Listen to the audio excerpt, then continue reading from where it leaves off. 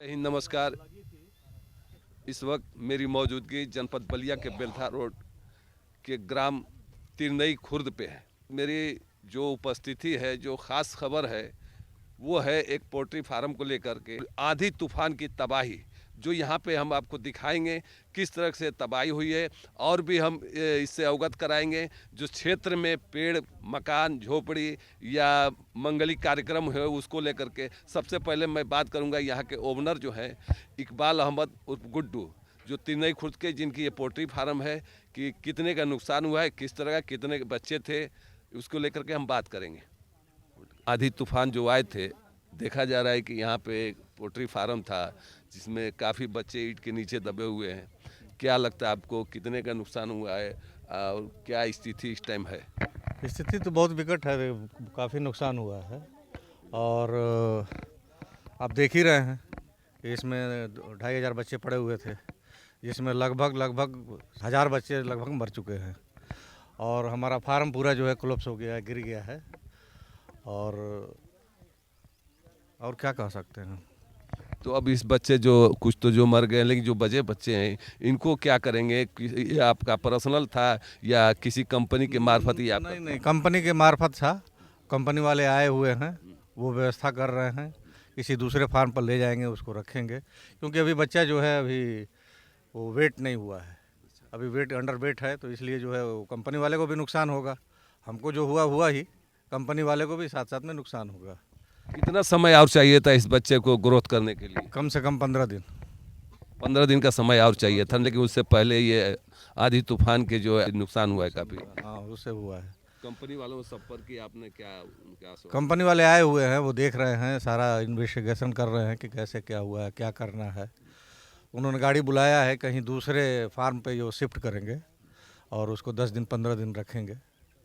जी, ये थे इकबाल अहमद गुड्डू भाई, जिन्होंने यहाँ के स्थिति को बताया। और मैं आपको दिखाना चाहता हूँ, कैमरामैन से कहूँगा, जो ये ईंट के नीचे जो बच्चे दबे हुए हैं, जो मर गए हैं, तो इस तरह से ये पूरी दीवार गिर करके इनका नुकसान हुआ है। यहाँ कंपनी वाले हैं, जो इनसे भी मैं बात करूँगा, इस पोल्ट्री फार्म में जो कंपनी के थ्रू आए हुए हैं।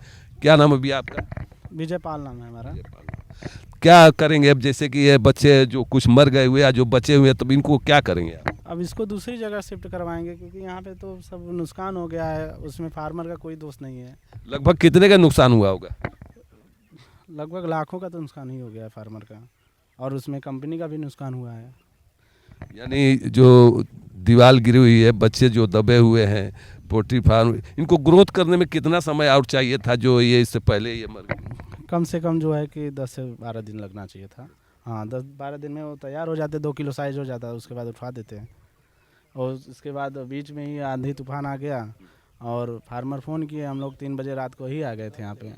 आए तो देखे तो यही स्थिति हमको देखने मिला, पूरा फार्म गिरा हुआ पड़ा था।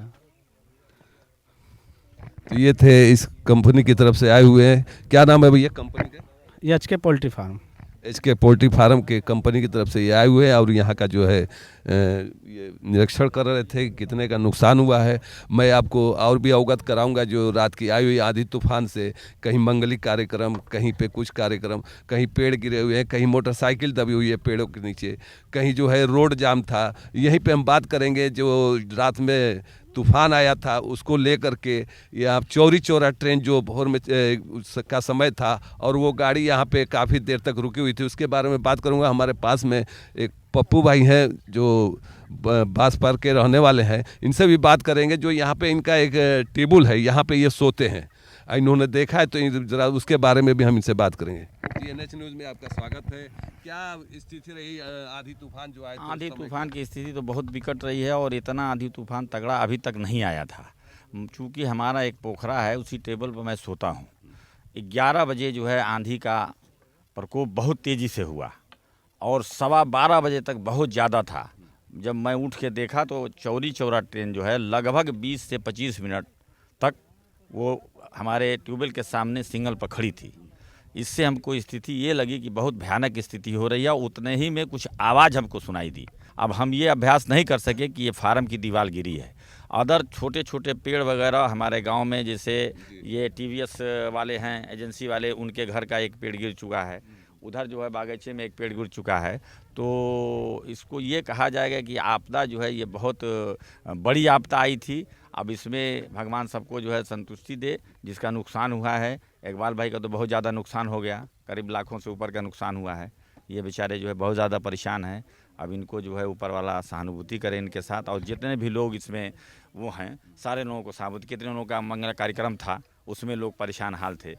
तो इसलिए जो है अब क्या किया जाएगा, आपदा के आगे तो किसी की चलती नहीं है। पप्पू भाई, मैं बात करता हूँ जैसे कि लोगों के अंदर बहुत सारी अकड़ें भी होती हैं जिन पे पैसे अरबपति खरबपति, तो कहीं ना कहीं उनको यहाँ पे नतमस्तक होना पड़ता है कि प्राकृतिक का जो मार होती है उसको कोई रोक नहीं सकता। क्या कहना चाहिए? कहेंगे, ये तो कहेंगे कि भाई आदमी को हमेशा झुक के रहना चाहिए। पैसा रुपया अपनी जगह पर है, व्यवहार अपनी जगह पर होना चाहिए। और भगवान को अगर कोई चीज़ बुरी लग जाएगी तो उसका रिजल्ट सामने आता है।